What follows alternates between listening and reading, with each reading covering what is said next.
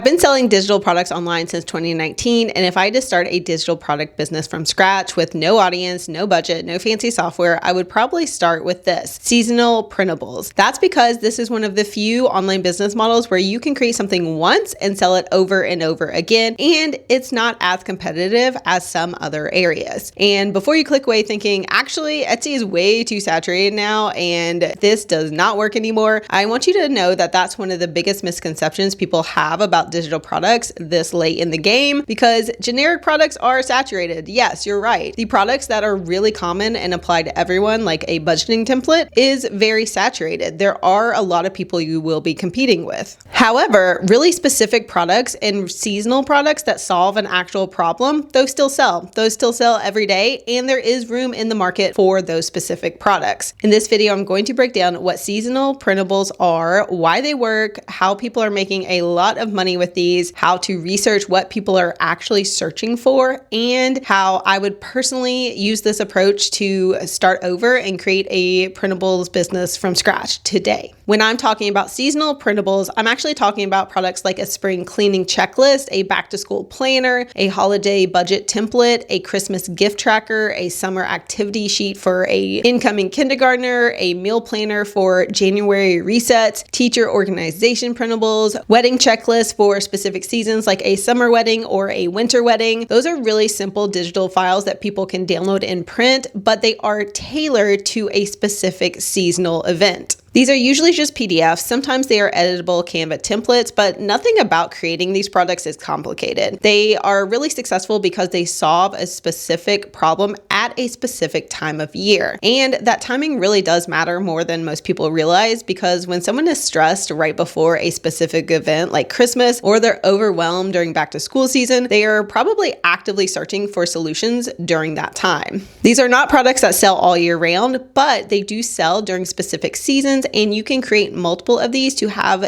sales throughout the year. So let's talk about why this model works so well and what makes this business model interesting. It's just the fact that you're not constantly reinventing the wheel. You are creating the product once and selling it over and over again, which is the magic of digital products in the first place. And if it performs well, it will continue selling season after season. So you don't have to create something new every single year. And I like seasonal products because I think they're smarter than creating generic printables and hoping that you can get into a really saturated market and try to break through. If you want to do that with a very generic thing in a very popular market, you have to be very careful about your branding and probably build up a social media account in addition to actually just putting your printable out there. For seasonal printables though, there's built-in demand because people are searching for those same things year after year. You know that every January people are searching for specific budget planners to reset. They're searching for habit trackers, meal prep templates. You know that every spring people are searching for cleaning checklists or ADHD decluttering printables. They're searching for teacher appreciation gifts. Every fall, people are looking for homeschool schedules or holiday planners or gift organizers. The demand is pretty consistent seasonally year after year. There's a lot of examples of people that have taken this business and run with it. There was a former teacher who started selling printables during maternity leave, and her very first product was literally a spring cleaning checklist because that was what she was doing at the time, and she made this in Canva. That's it. And she got her first sale within 5 days, and she actually sells like hundreds of products now and makes over $1,000 a month very passively. You can see examples of this if you search through Etsy. There's shops that sell activities for kids based on season, and this one shop that I found had over 40,000 sales based on these very seasonal activity sheets. And when you look at the average product price of those, that's thousands of dollars per month from these really simple digital files. But the goal here is not to create just one product. The goal is to build a small product library that continues to grow and increase. Because once you have 10 products or 20 products or 50 products, now you have multiple opportunities to make sales every single day, and you will start making sales the more products you have. And like I mentioned, you can bundle those products together to sell at a higher price point. You can offer discounts for multiple purchases. You can increase your average order in a lot of different ways, and that is all really helpful once you have more products. One thing I think people massively underestimate with a digital product business is the fact that it is a business. So many people start this as a side hustle, as a hobby, but treating it like an actual business from the beginning is the best idea, because you have have money coming in pretty quickly. Usually you've got Etsy deposits, and then you also have money going out with Canva subscriptions, maybe ads, setting up a stand store. There's so many things coming in and out really quickly that it can be easy to lose track of what's actually happening financially and if this is even making you money. That's one reason I use Relay for my business banking, and I've used them since I started selling on Etsy back in the day. Relay is an online business banking platform that helps you organize your business finances in a much clearer way. What I personally like about Relay is being able to separate my money into different accounts. So I have different purposes for certain accounts. So instead of one giant account where everything is mixed together, I can create separate accounts for my taxes, for my revenue, for my operating expenses, and for paying myself, because this is all for paying yourself eventually. It might seem like overkill in the beginning when you're only making a little bit of money, but it gets really helpful once you start adding multiple income streams into your business and growing, which you are going to do because you're committed to this idea.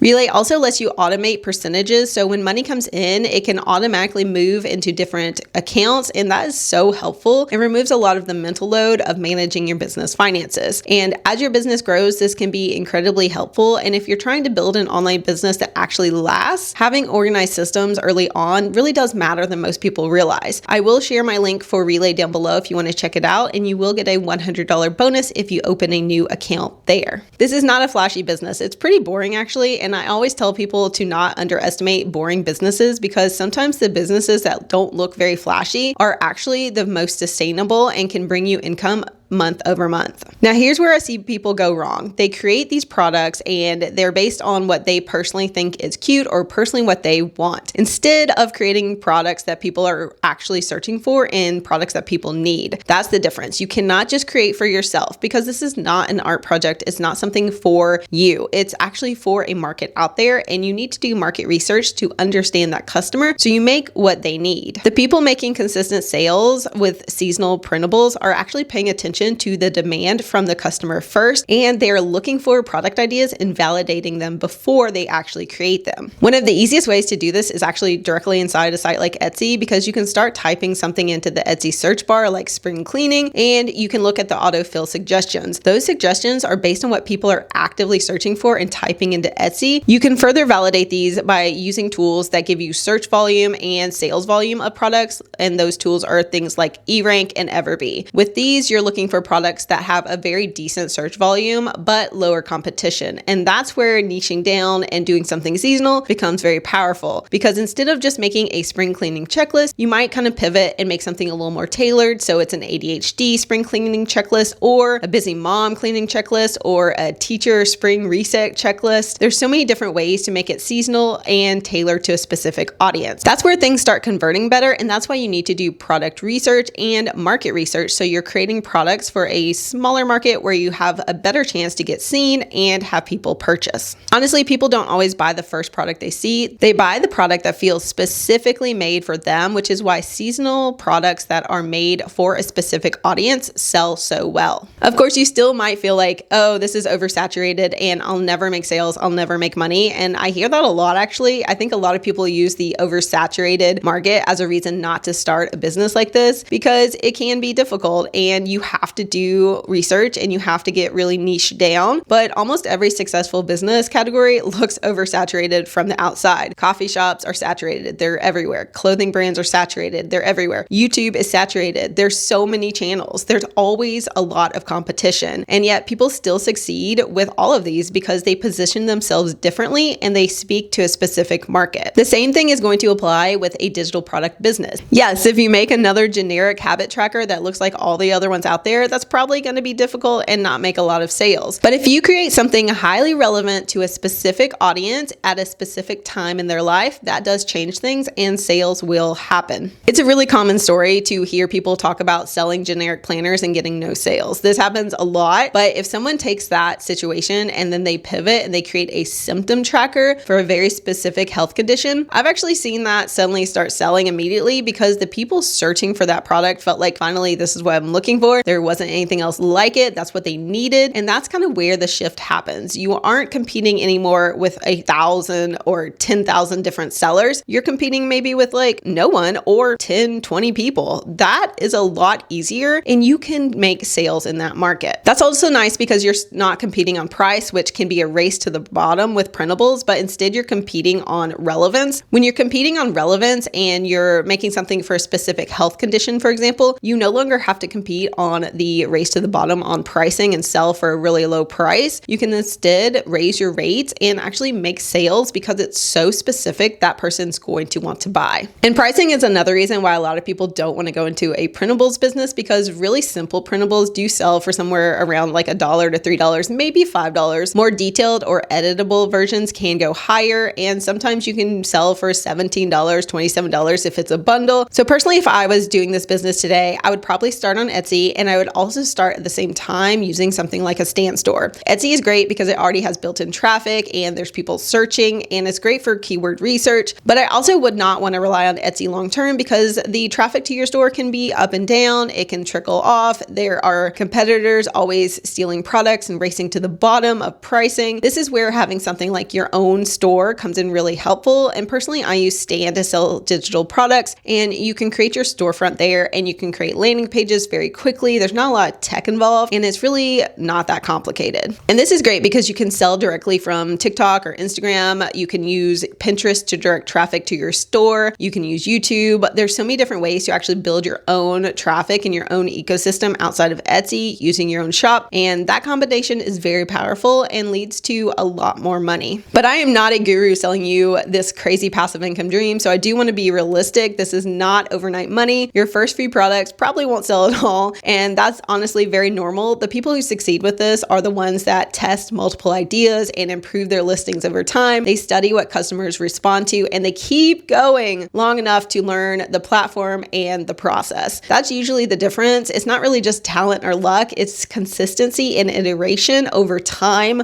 finding the products that work and making better ones as well. If you've been wanting to start some kind of online business, I honestly think this one is still a really low risk but high reward option, especially if you're willing to learn as you go. If you want any help creating digital products or product ideas or setting everything up, I do have my own digital product seller toolkit that I will link below, and a lot of videos on my channel, Create With Pennies, that can help you as well. Let me know if this is a business that you would pursue, or check out this business idea next.